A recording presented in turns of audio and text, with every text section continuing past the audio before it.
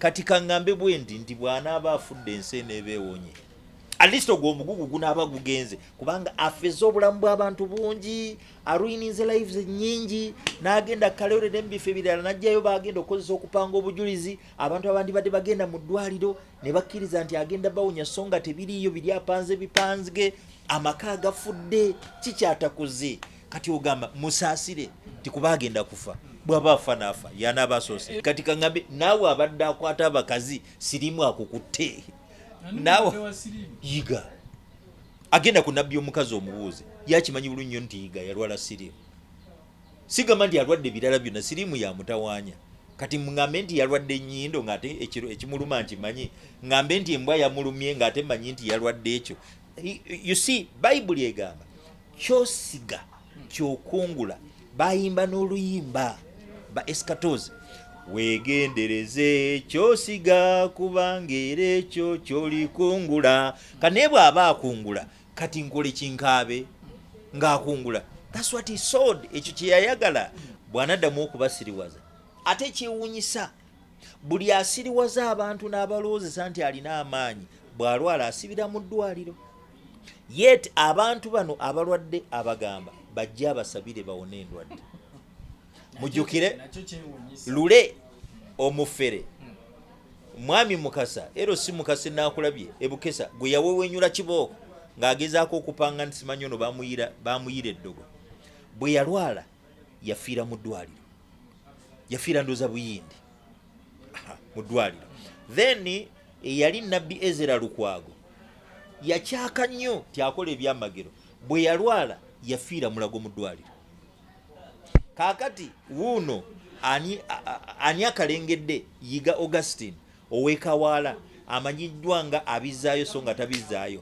bw'alwadde asibidde mu ddwaliro ensambya kati gwe oyinza otya okuddaawo n'olowooza nti balina amaanyi kakande nali naye emyaka ena nga nze namba biriwe dokita waffe yatujjanjabanga Dr. Kirol genda omunoonya omulabe era bw'alwala ate atya obulwadde olulwalako bw'ati ddagala bamujjanjaba mpiso na biki kyokka abasiru bo balowooza nti bwe balwala balina kgenda abasabire kyokka ng'ate ye bamujjanjaba ayina very ate si basawosawo experts kayanja omwana we bwe yalwala kansa teyamusabira teyamutwala nawa Benihin bulaaya kemo kyekyamufuula omulamu kati gweoyinza otya okuddeeyo n'osiriwala n'olowooza nti bajja kukusabira busabizi wegendereza twalina wano bishop owa Kampala Diocese Church of Uganda bwe yalwala naye yalwala kansa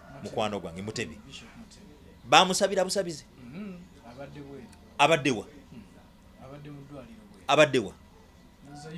kati bwe mbagamba nti bannaye muzuukuke baleme balimba nti bajja basabira bano abafere bonna please take me seriously sirina gwe mpalana era abantu bano musabe kimu kyokka nali nsazeewo okwesimbawo naye neŋŋaaba kanso kenjite obwa president nenne malandi obwa president basajja mwe n'abakazi mu ndaba kubanga agamba nti ozuukiza abafu nkutwala mu ggwanika baabo bazuukize kuba bonna mbawo emyezi 6 agamba nti awonya abalema mutwala wali ewabalema wali ku 2 waliwo abalema abalema kakande baabo bawonye agamba nti azibula amaaso mutwala school for the blind kubabo tebabulayo gye bali agamba nti awonya bakiggala mutwala wanika olaba ewakiso eriyo school for the deaf kumpi n'ekomera simanyi ly'ekitali awo mutwala eyo nti gwe genda wonya abo abaki bakiggala bw'oba ogamba nti owonya sirimu nkutwala mu ttaso kuba eyo tebambulayo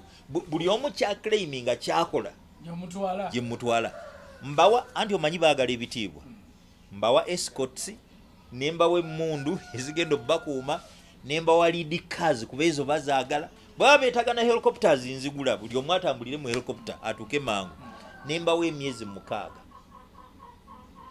basobole okuwonya waakiri bawonyeeyo ogu buli omu awonya omu mbata naye ne giggwako nga tolina gw'owonyeza kukwata luzira ekyokubiri I freeze all your assets buli kyabugagga kyonna kyolina nkikwata ne nkikuggyako kubanga eyo ebeera conclusion tyobadde tulina kyokulaba bula obadde okozesa bukozesa kituuti kunyaga bantu. Ona mukyalira koddi mu ddwaliro Pastor Yiga. Nga nkimayo ki? Nemo okukyalira abategeera n'enkyalira oyo ani akalengedde. Look, I'm not a time waster. Ate siri mu nakatemba. Ate siri mu nanfusi ndi nerage ndi mwagala oba nnumi. Sirina kye nnumwa bw'alwala ne bwafa. Kubanga obulamu bwakosezza buli more precious than obuwe. Obulamu bwajje ku map. Abaana bayononedde future. Abakazi bayononedde future. Abantu banyaguludde bangi. Kiringa kakande nga afanga nkugamba ndi nnumiddwa. Mba nnumiddwa ki? Nga kayanja afanga nkugamba ndi nnumiddwa. Mba ngamba nti at least abadde asimulula zipu ye neyingira obubira bw'abaana ekyo tekikyaliwo. Kakane takyapanga kino takyafera bantu. Buli omu, I have reasons. Nze I'm not a hypocrite. Nkubuulira my heart nti okola kino. Omanyi tulina okutuuka ku point egamba nti kabaka kituufu toyambadde wadde bakuja. Omanyi tugenda ne tubiitabiita ne tusiisiita ne tubikkirira ebyo ebikyamizza eggwanga lyaffe. Pastor Solomon Male gwe tuli naye ku nsonga ezigenda mu maaso mu ggwanga lyattu Uganda. Pastor, nkulabye nga ovuddeyo n'obaako ne byeyogera ku Pastor Yiga. Saawa eno wetwogerera mulwadde muyi bambise n'omubika babadde bamanyi nti yagenze. Naye oli bw'awuliriza enjogerayo ayinza okugamba nti Pastor Male talina mu kisa kyonna kubanga oli yandisuubidde nti saawa eno mwandibadde musabira busabizi Pastor Yiga asobole okubanga asuuka. Ne mpulira omuyita Pastor ani akalengedde. Lwaki oyogera bw'oti? 1983 bwe maserabidde 1983 Oyito Joko yafa. Brigadier David Oyito Joko bwe yafa wadde yali musajja mutujju baamutwala mu Lutikko e Namirembe. Tekwali kumusabira. Bishop Misyairi Kawuma ye yakulembera okusaba. Yasoma Isaiah ndoza 14 bwe mbaserabidde. Naawe abadde akankanya ensi ogudde ofudde. Kwegamba it was a moment. Yali yandiisa kubanga government eri yali abamusibira mubwa. Kwanza jukira David Ojoko bwe yafa omusana tegwayaka nga bwe gwali gwaka, obudde bwakyuka, obukukulu tebukkirizibwa mutya n'okutya. Ne Misyairi Kawuma n'afuna courage. Teyawaana buwanyi Oyito Ojoko ti abadde musirikale mulungi, abadde mujaasi mulungi, akoledde gwa naawe abadde akankanya ensi ogudde. Those are the people we want. Lwaki tubikkirira? Lwaki tusiisiriza nga te problem tugimanyi? Yiga ani akalengedde mubbi mufere apanze obujulizi, apanze ebyamagero. Mpozi ebyamagero byakoze kukwata abakazi nga tebamukwata, n'akola abakazi embuto n'abasiga ne mukenenye nga tewali amuvunaana, n'amala n'azaala abaana baatalabirira teri amusinga. Pastor bino oyogera bya swakaba. Oyogera bya swakaba bw'oyogera bw'oti. Omukazi yamuvunaana nti yamukola olubuto. Eri wa Sirimu yatuuka n'okufa. Ne minisita yabiyingiramu okwo oba yali nakiwala. Nze nabiteekayo. Hadija Reskings yajja ewange ng'akaaba. Yiga yamukubira essimu ti nina obubaka bwo, ne basinkana ebwayise, n'amulinnyisa emmotoka okukakana. Baasibira mu loogi e Kawempe n'amugamba nkwagala ogenda kubeera mukwano gwange, okukakana nga ajjudde buli kimu kyonna. Ekyaddirira lubuto kasa yamala omukola olubuto n'amudampinga. Bw'amusuula Hadija nnoonya azadde omwana talina buyambi. Ajja ewange ndoza gwali oba 27. Mpandiikira Yiga bwe yafuna ebbaluwa. Essimu nafuna ya Pastor Senfuma. Kyokka bwe nkubira yangamba ye Stephen Senfuma. Kyokka ate later on tusinkana ne Stephen Senfuma ow'ekkanisa wali Makerere mu Kikko aŋŋamba nti omuntu w'abantu w'omunda nti sinze nakkubira yali mulala. Ate nawulira gwankubira okummatiza nti musajja wo muleke ogenda mukwatako. Era teyalabirira mwana. Yiga yali abadde yafuuka kakensa mu kukwana bannamwandu. Oliver yamukwana afiiriddwa bba amutunziza ebibye waliwo ne motoka gye yamujjako nga yagivuga yagenda bweru family yagenda okulaba nga yiga ebintu byonna binabitwala okukakkana nga bakwata namwanu nga bamutwala bweru yiga byamulemye basesemya kubanga oli ani akalengedde nga bwolaba nti babbira mwana yakalengedde ate bakubba ate nonunula tulina bujulizi nga tewaliwo oloopa. Waliwo omukyalo omulala bamuyita Sara Mwanguzi yamukwana amusuubiza omuwasa namwandu ali mbulumi ali maziga amubyeko ettaka mukyala yajja ewange naye ng'akaaba bameka bangi so many. Waliwo kanyinaze yakapanga ne ku TV nti akasabidde kawonye naye ng'ebbwa likyali wano kugulu era tekawona. Kakati bangi nnyo. Look, bwe muyita ani akalengedde ndozi yinza n'okubeera understatement nti kwega sijjeeyo kikyali kubanga apanga ani akalengedde akwata abakazi afera mubbi. Waliwo omujaasi yali akolera sayidi zeeyo ndo za Sironko yalina omukyala kati azeeyo eri kati bamugamba nti yiga kyakola bw'otobeerawo adda ku mukazi wo n'amuwalampa ko ye tofaayo ajja alya kava alimba mukazi we nti nzizeeyo aba ali awo yiga ayingiddewo mu motoka yakwata yiga byemigo yamuleeta ku poliisi ekawempe bukunya yiga ani akalengedde ng'ali bukunya kati muwayide genda ku poliisi olabo bakesi teyaliwo naye olwokubanga yali yagonza poliisi ng'abawa ssente wali ekawaala tolina keesi gyojja muwawaabirawo kubanga buli osa agendawo amupoketinga namuwa ku ssente. Abambalooza nti eno embeera eri basumba abasinga bonna ey'okwagala bakabasajja ey'okukabasanya abawala ebintu ebifaanana bwe biti bangi babikola so kyova olabanga ngambye nti kuyiga bwe ngamba nti ani akalengedde lumu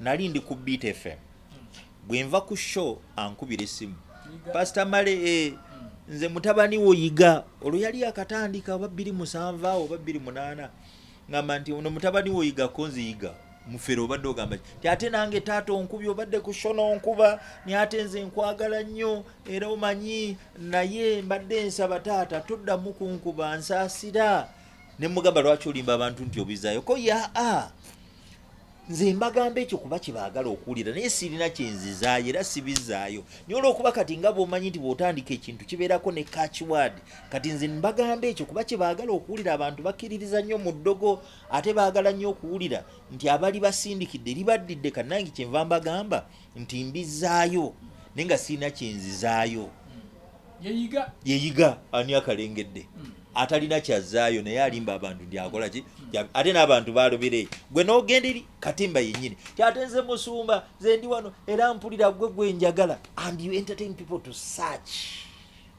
rubbish kati nze n'ogaa nti naakuwa ekitiibwa so bwe ngamba nti yiga ani akalengedde oyo yiga ani akalengedde ebiseera ebisinga abantu bw'aba alwadde balwala abantu bwe bafa kizibu nnyo okuwulira nga babogerako ebibi nga bwempulira Pastor Male ayogera ku Pastor Yiga saawe nkusomedde nkugambye nti David oyito joko bwe yafiira mu kabenje kenyinyi bajiku ba Museveni be bajiku akati eyakulembera okusaba Misairi Kauma the late Bishop of Namirembe yagam naawe abadde akankanye ensi kati kangambe naawe abadde akwata abakazi Sirimu akukutte naawe yiga agenda ku Nabi omukazi omubuuze yakimanyi bulungi nnyo nti yiga yalwala Sirimu sigamba nti yalwadde birala byonna Sirimu yamutawanya kati ngambe nti yalwadde nnyindo ng'ate ekimuluma nti manyi ngambe nti embwa yamulumye ng'ate manyi nti yalwadde ekyo.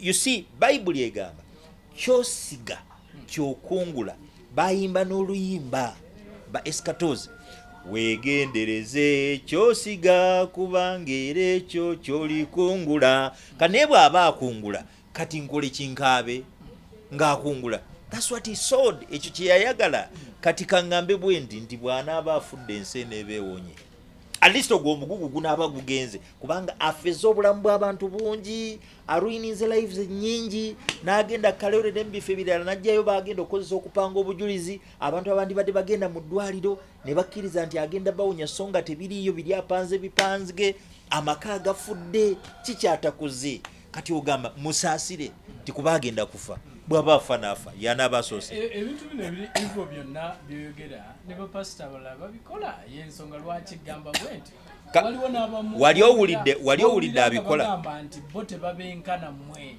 bo babeera na waggulu nga boogera na Katonda kati kankubuuze kati wali owulidde kibaaki ani ayogera bw'ati ani ayogera ne Katonda pasita Mbonyi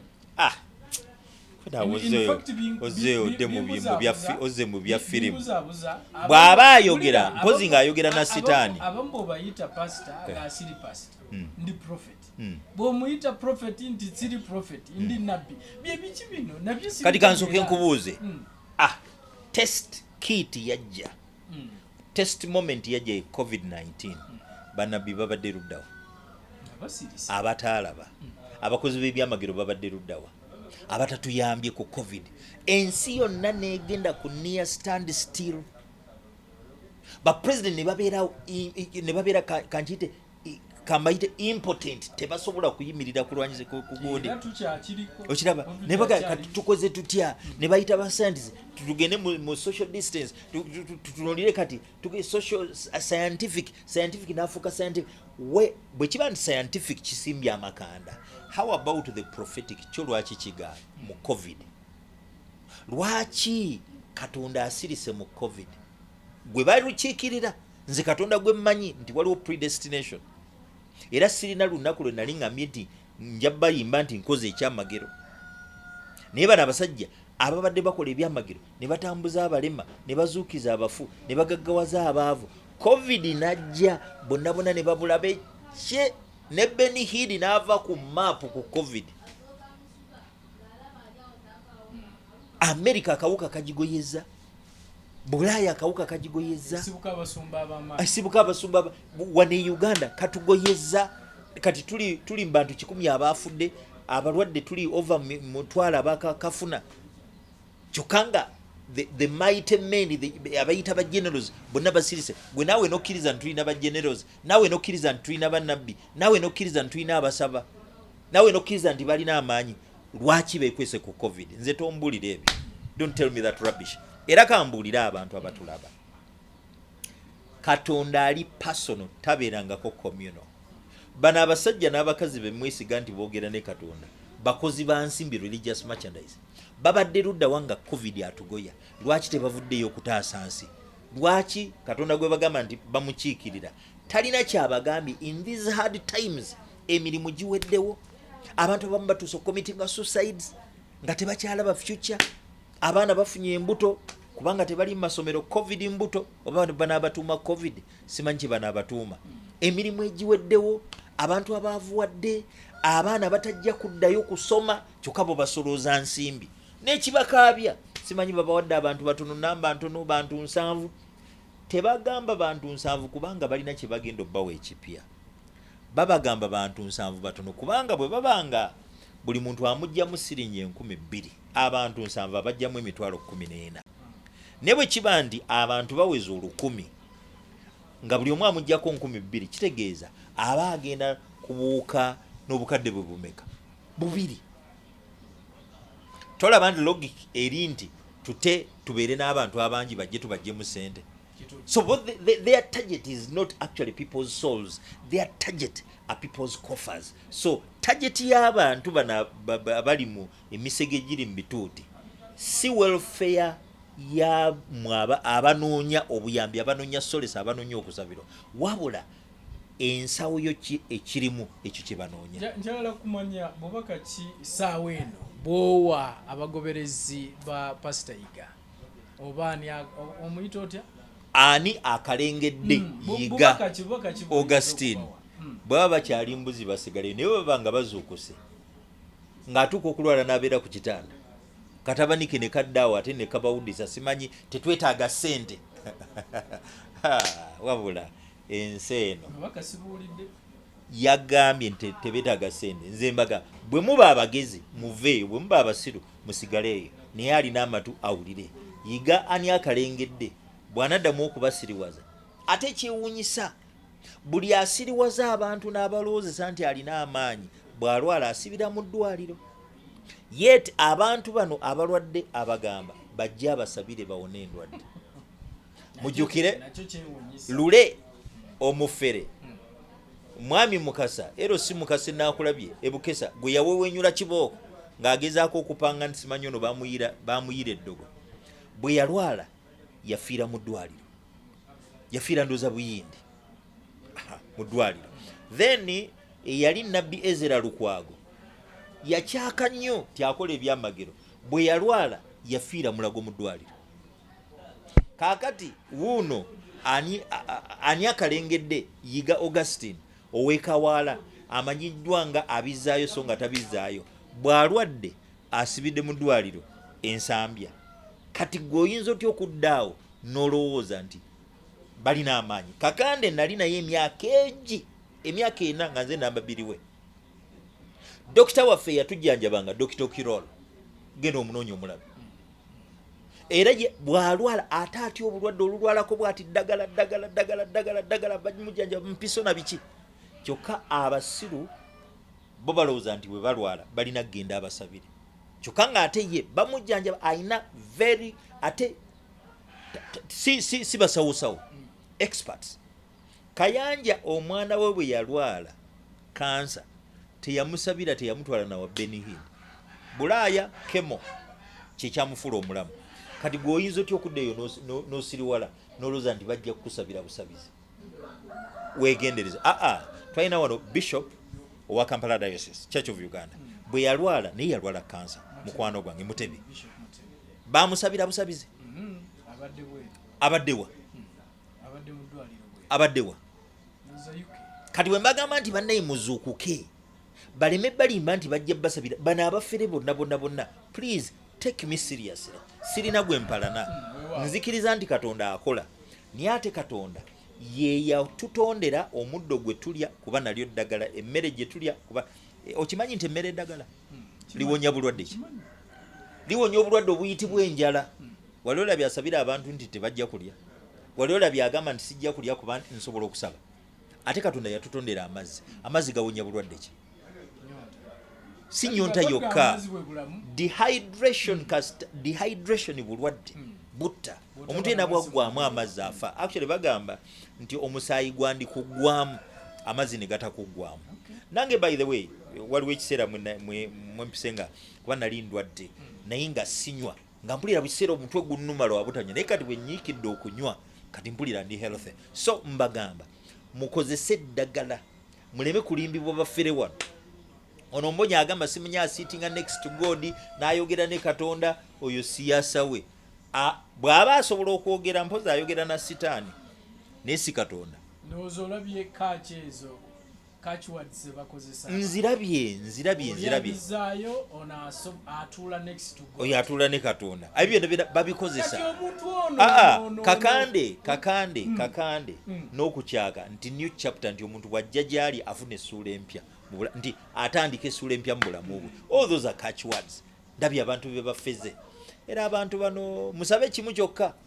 Nali nsazeewo okwesimbawo naye ne ng'aba kanso kenjite wa president. Nenne malandi obwa president basajja mwe n'abakazi mu ndaba. Kubanga agamba nti ozuukiza abafu nkutwala mu ggwanika. Baabo bazuukize. Kuba bonna mbawa emyezi 6. Agamba nti awonya abalema mutwala wali ewabalema ne wali ku 2.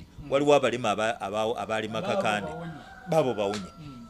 Agamba nti azibula amaaso mutwala school for the blind kubabo tebabulayo gye bali. Agamba nti awonya bakiggala mutwala wanika olaba ewakiso eriyo school for the deaf kumpi ne komera simanyi ya digital awo mutwale eyo nti gwe genda wonya abo abazi bakiggala.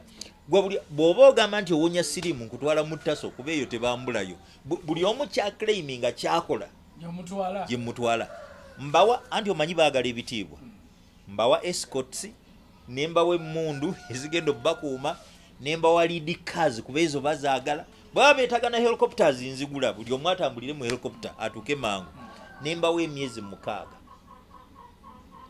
basobole okuwonya wakiri bawonyeeyo ogu buli omu awonyayo omu mbata naye negigwako nga tolina gwowonyeza kukwata luzira. Ekyokubiri, I freeze all your assets, buli kyabugagga kyonna kyolina nkikwata nenkikuggyako kubanga eyo ebeera conclusion tyobadde tulina kyokulaba bula obadde okozesa bukozesa kituuti kunyaga bantu. So gavumenti eno kyeyandikoze. Gavumenti kyeyandikoze. Onamukyalirako ddi mu ddwaliro Pastor Yiga? Nga nkimayo ki? Nemu okukyalira abategeera nenkyalira oyo ani akalengedde. Look, I'm not a time waster. Ate siri mu ndakatemba. Ate siri mu nanfusi ndi nerage ndi mwagala oba nnumi. Sirina kyennumwa bwalwala ne bwafa kubanga obulamu bwakosezza buli more precious than obuwe. Obulamu obwajje ku map. Abaana bayononedde future.